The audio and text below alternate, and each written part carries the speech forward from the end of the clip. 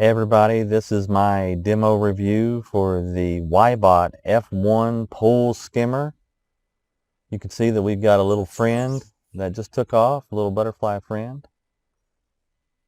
My only complaint is a complaint that I see a lot with this vacuum, and that's the charge port on the back of it. If it was to rain right now and you left this outside, there's a good chance that the rain would get inside of the charge port. The charge port is a little janky. It's even hard to get it in there because it's got this little tiny piece of rope or whatever you want to call it, wire that's holding it. There's the charge port I was talking about while it's kind of sitting there. You know, see, it just kind of fell out and it's sitting here for some reason and kind of lost its bearing. I'm just lightly going to put that in there, but you know, if you're in a hurry or you let the kids put it in the pool, there is a chance that, you know, when they unplug it from the wall to put it in the pool, that they kind of don't secure that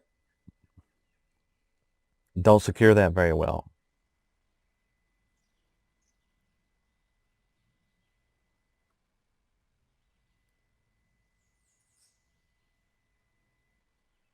All right, I mean, it's only been a few minutes, I'll give it that, but I can still see that white debris.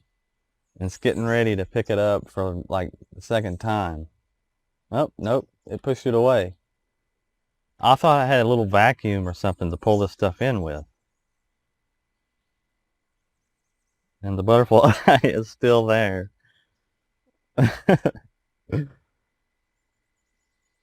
The one thing I'm noticing is when it's going across the pool, that's when it really picks up because it gets kind of a good run and go. So if you've got a smaller pool like I have, by the time it gets to the edge, it kind of loses its steam and it doesn't pick up as well. I was assuming there was some kind of vacuum inside of this thing that was constantly shoving and pulling things inside of it, but you can see there's some things still floating here. Obviously, it hasn't been that long, but it's been long enough to see that right now it's got a pretty good full steam. And you'll hear it kind of kick off,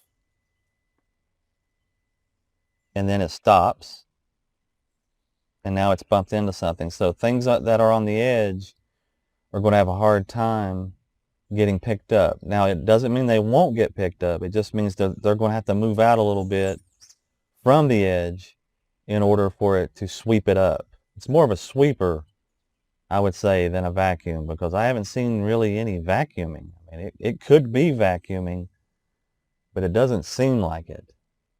But I can see stuff going inside of it as it moves along. But I've also seen stuff come out of it that should be inside of it as well. And there's the butterfly checking in. All right, I'm going to drop my WYBot C2 robotic pool vacuum in. He's going to do the floors, and we're going to see if these two play well together. He's going to run for about 45 minutes, and we'll see if they play well together, and it should kick up some debris that the F1 can pick up in the skimmer.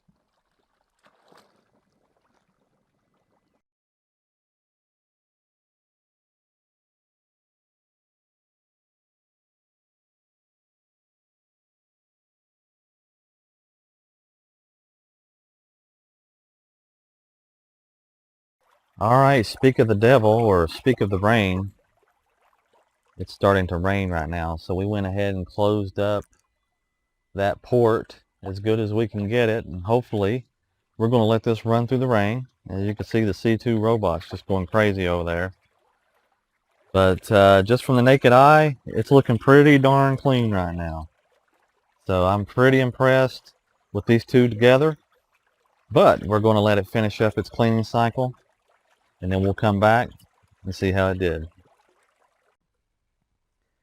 All right, we're at about 2 hours, and the pool looks awesome. The C2 robot on the bottom, you can see it went to the edge. It's ready to be picked up, but in this case, it's going to be running for the next, it'll take 2 days off, and then it'll run again. So I'll end up leaving it in the pool. But this thing's been running for 2 hours now. If you got it on eco mode, it runs for 8 hours or 24 hours. So runs for 10 minutes and it shuts off, runs for 10 minutes and it shuts off. Does that for 24 hours. If you run on standard mode, which is what this is doing, it runs for 8 continuous hours. It doesn't take any breaks. So I just checked the battery before I started shooting the video, and it was at 58%. So 58%, yeah, okay, well, it'll be about 6 hours, 6 to 7, 8 hours. But for this little 12-foot pull, this is awesome. I mean, there's nothing left on top of this pull. So I imagine if you've got a bigger pull, you're going to need more hours on that pull, but this should keep her going. I'm definitely satisfied with it, and I'm definitely satisfied with the C2. Check out that video on my channel if you want to see how that works. But we're going to leave it here.